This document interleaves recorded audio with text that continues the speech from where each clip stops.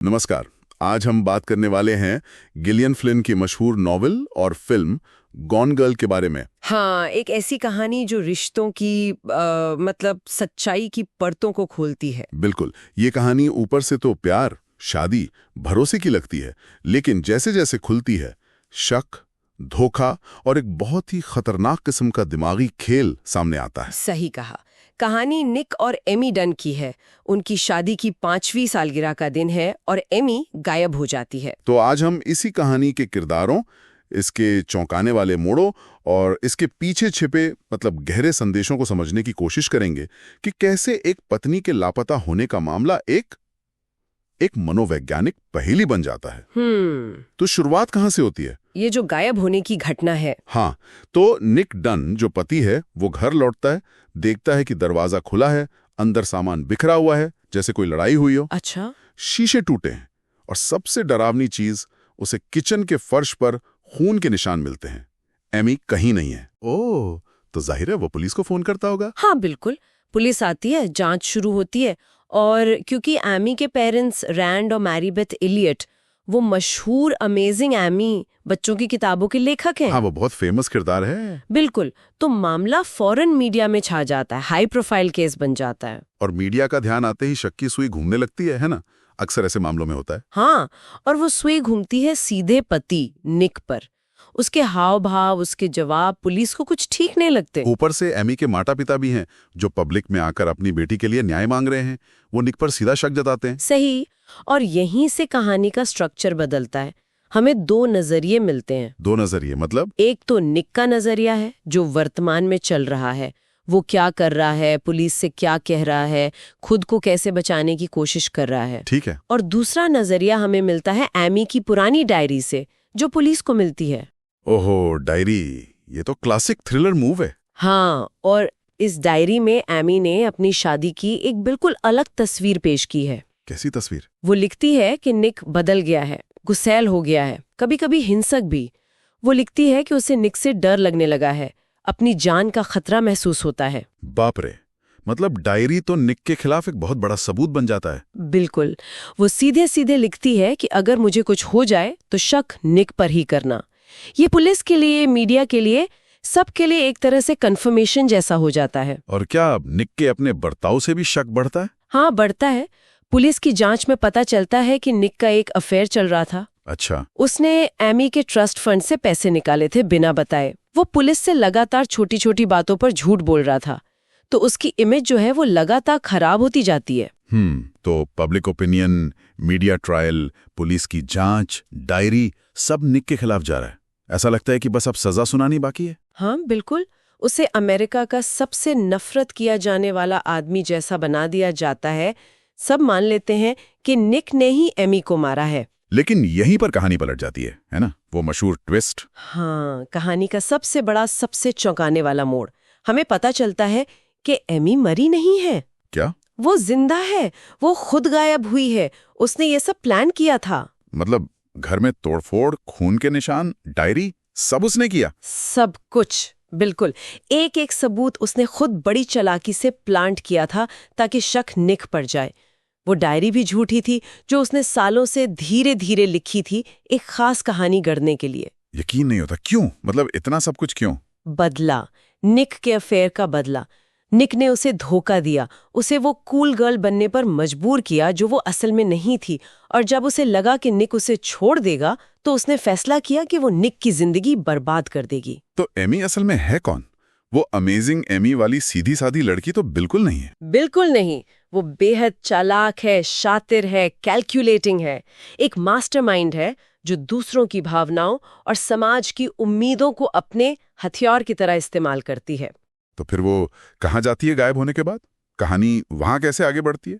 वो अपनी पहचान बदल लेती है, बाल काट लेती है, रंग लेती है और एक छोटे से शहर के मोटल में छिप जाती है। उसके पास काफी पैसे होते हैं जो उसने धीरे धीरे निक के अकाउंट से निकाले थे। लेकिन क्या सब प्लान के मुताबिक होता है? नहीं, यहीं एक और मोड़ आता है।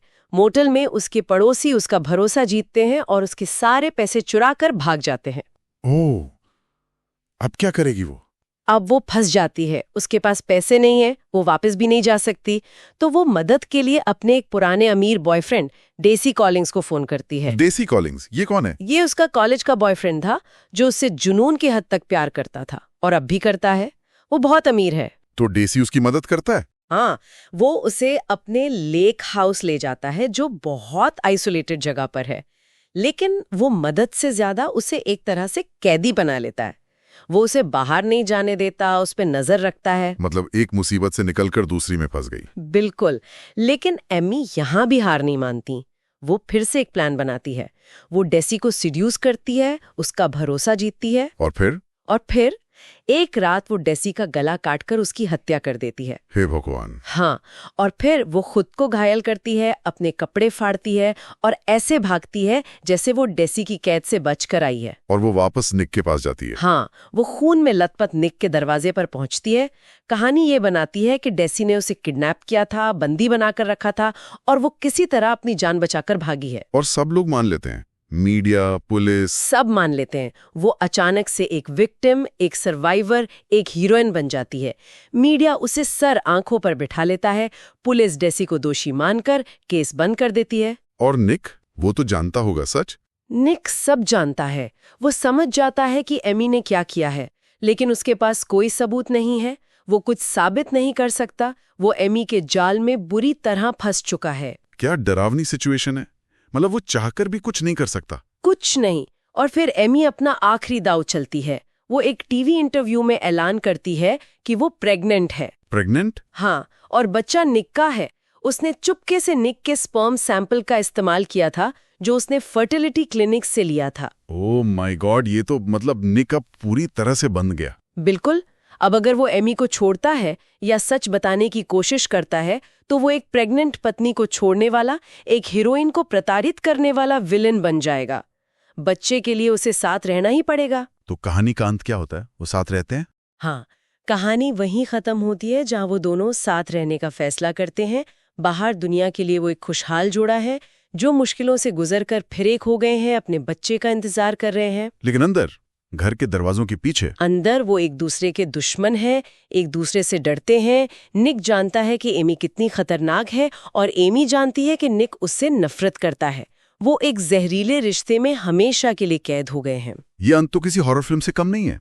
शारीरिक हिंसा से ज्यादा ये रोज की मानसिक घुटन। हाँ, यही इस कहानी का सबसे बड़ा डर है। ये दिखावे की शादी, समाज के सामने परफेक्ट दिखने का दबाव और उसके पीछे का खोखलापन। तो अगर हम मुख्य विषयों की बात करें तो शादी का ये स्याह पहलू तो है ही, और क्या है? मीडिया का रोल बहुत बड़ा है। कैसे मीडिया किसी की इमेज बना या बिगाड़ सकता है, कैसे वो सच को तोड़ मरोड़ सकता है, कैसे वो पब्लिक ओपिनियन को कंट्रोल कर सकता है। हाँ, निक का मीडिया ट्रायल तो इसका सबसे बड़ा उदाहरण है। बिल्कुल। फिर महिलाओं का चित्रण भी है। एमी का किरदार अच्छी पत्नी या बेचारी पीड़िता के खांचे को तोड़ता है। वो दिखाती है कि औरतें जटिल हो सकती हैं, गुस्से वाली हो सकती हैं और हाँ, खतरनाक भी हो सकती हैं। इसे कूल गर्ल मोनोलॉग में बहुत अच्छे से दिखाया गया है। सही कहा। वो कूल गर्ल वाला हिस्सा तो बहुत पावरफुल है कि कैसे औरतें अक्सर पुरुषों को खुश करने के लिए एक झूठा मुखौटा पहन लेती हैं। हाँ, और ये कहानी समाज की उन झूठी उम्मीदों और पाखंड पर भी एक तरह की टिप्पणी है। तो कुल मिलाकर गॉन गर्ल सिर्फ एक थ्रिलर या मिस्ट्री नहीं है। नहीं, बिल्कुल नहीं। ये रिश्तों की, पहचान की और सच्चाई की प्रकृति की बहुत गहरी पड़ताल है। ये खून खराबे से ज्यादा दिमागी खेल और मनोवैज्ञानिक डर पर फोकस करती है। ये सोचने पर मजबूर करती है कि हम जिसे सबसे करीबी समझते हैं शायद उसे जानते ही नहीं। हाँ, और ये भी कि कभी-कभी सबसे बड़ा खतरा हमारे सबसे नजदीक ही होता है, या शायद हमारे अंदर ही। वो मुखौटे जो हम पहनते हैं, वो किरदार जो हम निभाते हैं। क्या वो मुखौटे ही हमें खा जाते हैं आखिर में? बिल्कुल। एक सोचने वाली बात है।